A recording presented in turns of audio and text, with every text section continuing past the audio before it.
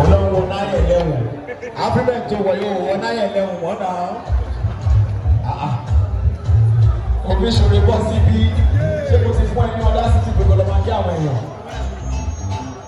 Ibi ló ti máa mọ̀ pé African kò àwarawarawa bá mi yọ fìlà ẹ̀. Ó máa yọ náà. Àbúrò mi ló jẹ́ sí 12 member ní ẹ̀. Bọ́ agbádá ẹ̀. Yọ fìlà. Ìyẹn bí ẹlẹ́sọ̀ ìwọ́dà. Bọ́ agbádá wọ̀ nǹkan tí Mayor bá sọ ni máa tẹ̀lé. Mayor ti sọ̀rọ̀ bọ́ agbádá sẹ́ ìwọ tó ti mọ̀ nǹkan ò mọ̀ mi tó kó sí. Mayor, pardon with justice of justice with power. Mayor ti sọ̀rọ̀ tó á lé o African àwarawarawa.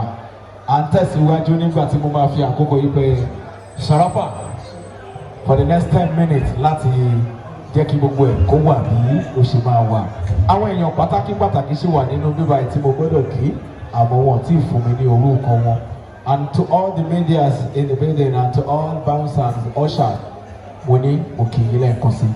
Ẹ lè subscribe sí Azeez TV yẹn náà ṣe kéde everybody make owó kákàkiri. Ṣùgbọ́n èèyàn kan tí ẹ gbọ́dọ̀ subscribe sí tí ẹ tí ìmọ̀ bó ṣe ń lọ Múyìwá Adémọ́lá TV. Bàbá Ìbàdàn bọ̀